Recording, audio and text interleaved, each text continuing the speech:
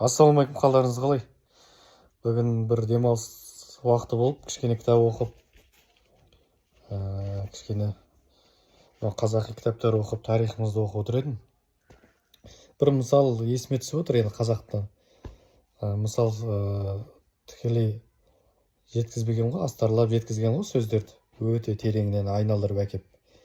Әкелі балалы ертеректе жол шығып кетіп, күн кешкіріп қап, содан әкесі баласына, балам осы жерде аттың терін басып осы жерге демалдайық, аялдайық деп жаңағы аттан түсіп, атын жаңағы суды суығаннан кейін арқанда жатып әкесі айтты жаңағы баласына: балам, мана атты арқандап қой, осы жерде қонамыз,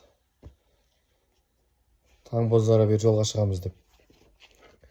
Содан енді баласы еріншектеніпті: әке, өзіміздің үйренген ат қой, қайда барады, тұсаулады, арқандамай қояйық, ауыл іргесінен алыстаған жоқпыз деп еріншектеніпті. Әкесі жарайды депті. Содан таңертең тұрып баланы оятып, атыңды ерте депті. Бала әрлі-берлі жыңғылды қарайды, қопаны қарайды, ат жоқ.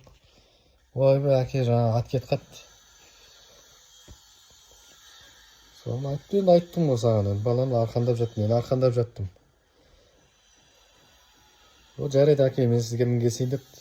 Жоқ балам, сен енді ауылға қайт, ары қарай өзім сапарлатып келемін, шаруаны өзім бұйырса ыңғайлап келейін. Содан бала келе жатыр дейді, жаңа күн төбеден ұрып тұр, шаңқай түс, ой, әндетіп келе жатыр дейді ғой, арасында айтады дейді: жалғыз атың болса арқандап жат, жоқ болса әкеңде жат деп келе жатыр дейді ғой. Бұл жерде түсінген адамға үлкен тәрбие жатыр, қазақылық, жаңа әке мен бала арасындағы.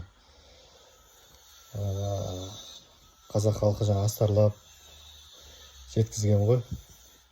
Керемет, осындай қазақтың жақсы әңгімелер, мысалдары ұрпаққа, өзіміздің балаларға айтып отырғанымыз дұрыс.